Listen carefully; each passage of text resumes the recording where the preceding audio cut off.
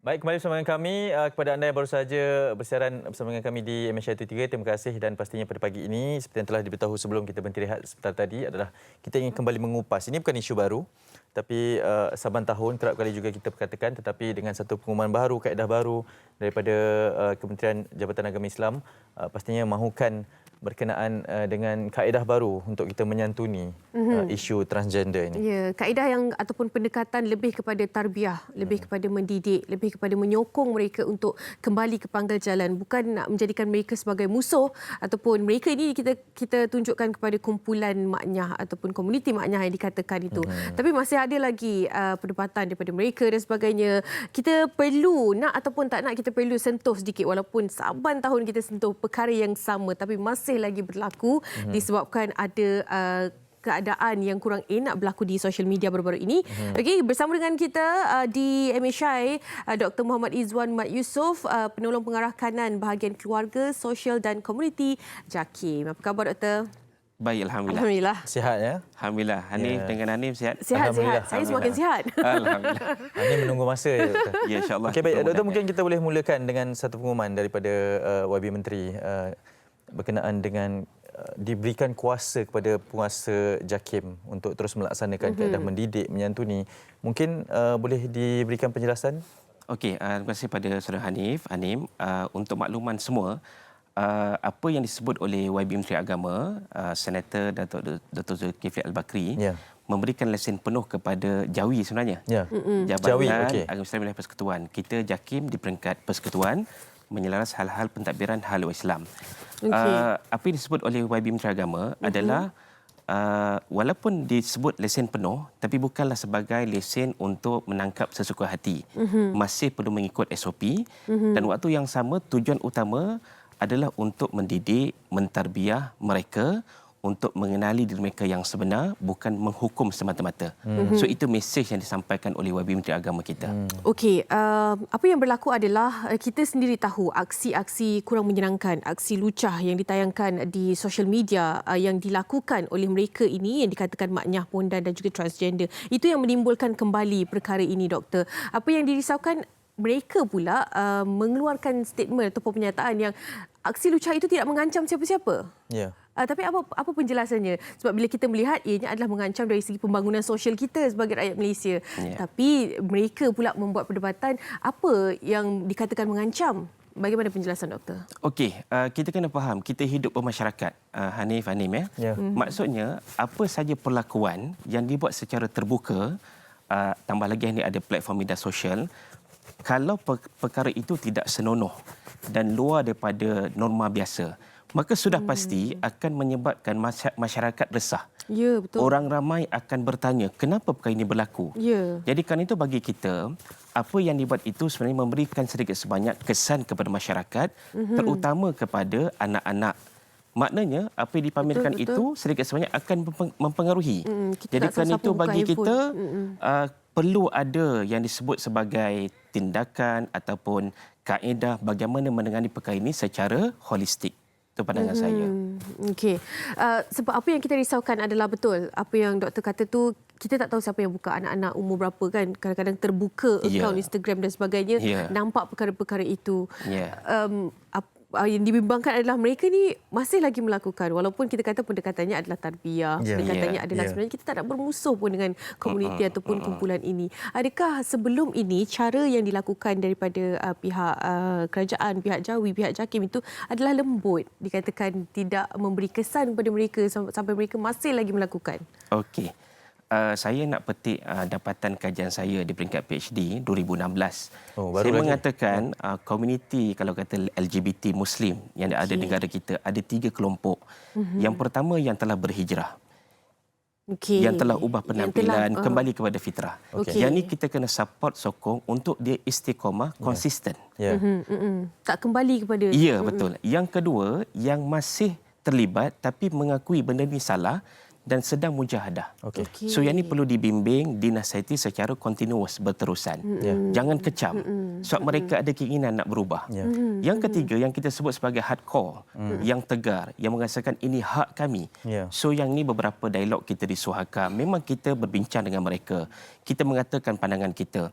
Kalau anda menuntut hak anda, kami juga kena meraihkan hak majoriti masyarakat di negara kita berlandaskan agama, budaya, perlembagaan persekutuan dan undang-undang kita. Jadi tolong hormat hak majoriti rakyat.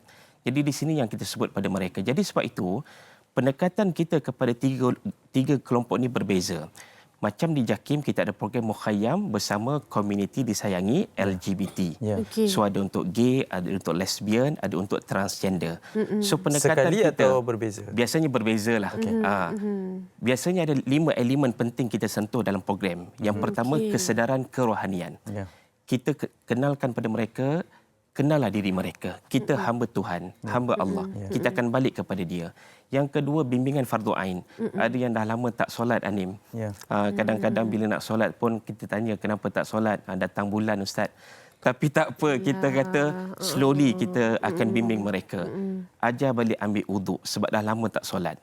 Ada kesedaran kesihatan, kita panggil pakar-pakar kesihatan. Cerita tentang risiko HIV. Kerana hubungan sejenis memang risiko besar untuk mendapat HIV. Malah sekarang peratusan yang tertinggi disebabkan daripada hubungan sejenis. Ya, benar Nim. Kemudian ada bimbingan motivasi dan kerjaya. Dalam hal ni kita lihat model di MAIS, Majlis Agama Islam Selangor, mereka memberikan peruntukan daripada zakat asnaf ar-riqab kepada kelompok ini untuk mereka balik ke pangkal jalan. Contoh banyak-banyak sebelum ini didorong. Mereka nak berubah. So apa alternatifnya? Mereka ada skill, ada kemahiran menjahit, mengubah, mengandam, diberikan kursus dan mungkin diberikan modal awal untuk berniaga. Dibantu untuk mereka keluar daripada benar. lorong tersebut. Dan yang kelima kita ada outdoor activities. So kalau boleh tengok gambar-gambar video tadi, kita ada kadang-kadang riadah, kita ada jungle trekking, sekadar untuk kita bukan hanya sekadar dalam kelas tapi juga di luar kelas. Bahawa perkembangan fizikal itu juga penting. Betul, Doktor, saya nak membawa kepada yang lebih realistik lah sekarang sebab pelbagai perkara telah dilakukan oleh pihak Jawi dan pelbagai agensi penguatkuasaan juga telah diberikan. Tetapi kita sebagai masyarakat, peranan kita untuk membantu juga mereka sebab kadang-kadang yang kita perkatakan ini adalah di kalangan rakan-rakan juga. Kita kadang-kadang ialah di sini kita berani bersuara, di media sosial kita berani menghentam. Tapi bila berdepan dengan sebelah-sebelah ni, kita nak tegur pun takut, kita nak raikan mereka pun sepatutnya tidak kan, nak normalkan mereka itu pun sepatutnya tidak. Bagaimana sebenarnya kaedah yang terbaik untuk menyantuni mereka? Okey, di JAKIM kita ambil satu pendirian. Kita tidak bersetuju dengan perlakuan kita kata LGBT ataupun transgender kerana ia dilarang oleh agama. Tetapi pada waktu yang sama tidak menafikan hak mereka untuk disantuni dan dibimbing. Bayangkan dalam keluarga kalau ibu dan ayah diuji dengan anak yang nak menjadi seorang transgender. Ini ujian yang berat kepada ibu dan ayah. Maksudnya mereka kena sabar, kena banyak berdoa dan banyak nasihatkan anak. Saya bagi contoh kalau anak tu dah nak jadi perempuan, sedangkan lahir tu memang mak dia tahu ini anak lelaki yang aku lahirkan dulu. Dia kena sebut selalu, "Mat, dulu mak lahirkan kau sebagai anak lelaki, bukan anak perempuan." So kembali insafi diri. Dan saya ingat doa ibu ni mustajab, makbul. Mungkin ambil masa yang lama tetapi insya-Allah satu hari nanti dengan berkat doa ibu ni, walaupun mungkin ibu dah meninggal dunia, banyak kes yang kita jumpa akhirnya anak ni berubah kembali kepada fitrah. Itu yang pertama. Yang kedua, kalau kita ada sahabat-sahabat yang sebegini. Yang pertama bagi saya jangan judgemental. Maksud judgemental adalah tidak menghukum tapi tidak bermaksud kita memperakui perlakuan mereka. Waktu yang sama kita cuba bina repo, kita bertanya khabar, mungkin dia boleh kongsikan latar belakang dia, sejarah dia, dan di situ kita masuk sikit demi sedikit, kita nasihatkan mereka. InsyaAllah, saya yakin kawan-kawan kita tu ada detik di hati mereka untuk menjalani kehidupan yang lebih baik. Wallahualam. Okey, soalan saya yang seterusnya ni ada sedikit petikan daripada apa yang komuniti ataupun kumpulan ini pernah katakanlah. Mereka pernah mengatakan yang kalau ditangkap pun mereka bukannya dilayan dengan baik oleh pihak itu. Mereka dilayan dengan teruk dan diseksa lagi. Jadi apa pandangan daripada doktor sendiri melihat kepada keadaan ini? Mungkin sebelum inilah berlakunya. Tapi bagaimana dengan pendekatan itu? Saya kira pengalaman saya dengan sahabat-sahabat di penguatkuasa Jawi, mereka sudah ada sesi ketika mana-mana OKT orang kena tuduh ditangkap. Mereka ada satu slot bimbingan dan juga slot kerohanian. Maknanya sebelum didakwa misalnya, mereka akan diberikan satu slot untuk memperingati apa yang mereka buat ni salah dari sudut agama dan undang-undang, maka mereka perlu berubah ke arah lebih baik. Jadi saya kira kalaupun ada dakwan-dakwan itu mungkin yang terdahulu, kita tak pasti. Tapi insya-Allah saya yakin dengan apa yang ada pada hari ini sudah diperbaiki dari sudut SOP dan pendekatannya. Ya, dan tidak perlu orang kata macam lebih menuduh kepada mereka kan. Kadang-kadang dengar pada satu pihak saja. Bukan setiap orang yang kena tangkap itu kena benda yang sama. Kan ada perkara-perkara yang perlu diambil tahu lagi. Betul. Doktor, mungkin doktor boleh kongsikan juga pandangan daripada ataupun dapatan daripada kajian doktor sendiri.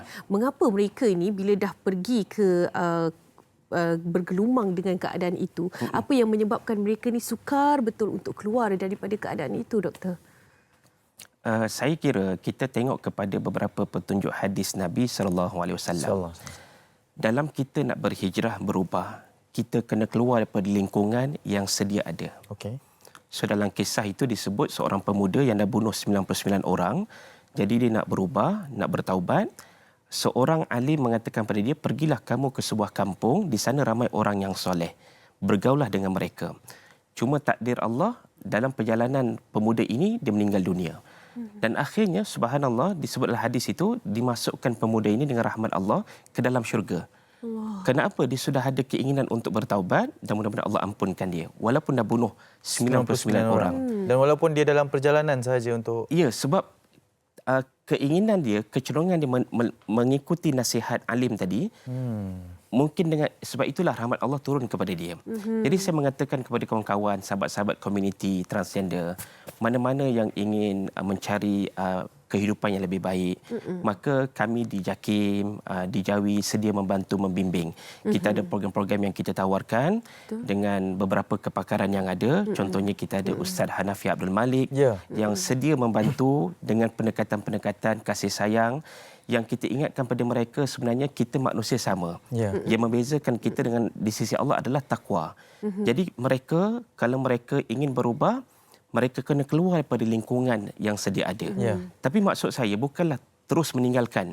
Kalau mereka dah kuat, dah ada kita kata jati diri yang lebih baik, maka kemudiannya ajaklah kawan-kawan sama-sama berubah. Betul. Mungkin kalau dalam kalangan mereka sendiri yang memberitahu dan menyampaikan, ianya ada agak lebih diterima. Betul. Kan dalam kalangan mereka nak dibandingkan dengan mereka yang tak pernah lalui. Contohnya kita tak pernah lalui apa yang mereka lalui dan kita ajak mereka untuk berubah. Dia akan persoalkan apa sebabnya awak ada faham keadaan kita kan. Setuju. Doktor, mungkin sebab saya sangat tertarik dengan video-video yang dipaparkan ini. Sebab ianya adalah satu inisiatif yang sangat baik. Tapi doktor sendiri banyak sekali berjumpa dengan mereka. Sebab yalah, kadang-kadang ada yang bertindak untuk menjauhkan, tetapi apabila ada yang mendekatkan, itu akan lebih diterima dengan sangat baik. Bagaimana sebenarnya respon mereka? Apa sebenarnya yang mereka mahukan? Sebab doktor dah bersama dengan mereka, berada dalam camp juga bersama dengan mereka. Sebenarnya mereka ni bagaimana sebenarnya kan? Sebab kadang-kadang kita ni persepsi tu dah negatif awal-awal dah negatif. Tapi sebenarnya mereka pun sama macam kita je. Saya kira kita berbalik kepada pendekatan yang dibawa oleh Nabi SAW. Ketika mana kita bersama dengan seorang pendosa, pelaku maksiat, bagaimana approach yang sebenarnya? Kalau zaman Nabi itu ada seorang pemuda, dia melahirkan hasrat nak berzina di hadapan Nabi. Sahabat lain dah marah dah, Umar, Abu Bakar dah marah. Tapi Nabi kata beginilah, wahai pemuda, bagaimana kalau ada orang nak berzina dengan ibumu ataupun kakakmu? Lalu kata pemuda ini, sudah tentu aku marah ya Rasulullah. Jadi begitulah perkara yang sama kalau kamu berzina dengan ahli keluarga mereka. Akhir sekali Nabi mengatakan, Nabi ambil tangan pemuda ni, Nabi letak di dada dia, Allahumma gfirlahu wa tahhir qalbahu wa hassin farjahu. Maksud doa ni, ya Allah ampunkan dosa pemuda ini, bersihkan hatinya pada sebarang niat yang tidak baik dan peliharalah kemaluannya daripada keinginan untuk meneruskan melakukan zina tadi. So kita dengan kawan-kawan komuniti transgender, bagi kita mereka sama dengan kita, cuma mereka memilih jalan sebegitu. So pendekatan kita bagi saya yang pertama, macam saya kata tadi, non-judgmental. Mereka ada peluang untuk berubah. Sebab tu saya ingat pada malam satu slot muhasabah Anip dan Anim ya. Okey. Saya bersama dengan 80 orang komuniti transgender maknya. Waktu tu kita buat di Cameron Highland. Ya. Saya tanya mereka, siapa yang kalau boleh ending life dia, kematian dia nak dalam keadaan yang terbaik, husnul khatimah. Subhanallah, saya tak jangka 80 orang tu semua angkat tangan. Ustaz, ya kami nak mati dalam keadaan yang baik. Walaupun hari ini mereka tidak begitu baik misalnya, tapi detik hati kecil mereka, mereka nak berubah ke arah kebaikan. Tapi mungkin belum ada kemampuan. Jadi saya kata insya-Allah kita doakan sama-sama. Kita semua nak masuk syurga Allah. Maka mudah-mudahan Allah makbulkan doa kita. Sesungguhnya Allah tu tahu apa yang kita rasakan, walaupun sekecil niat Betul lah, yang dikongsikan doktor tadi.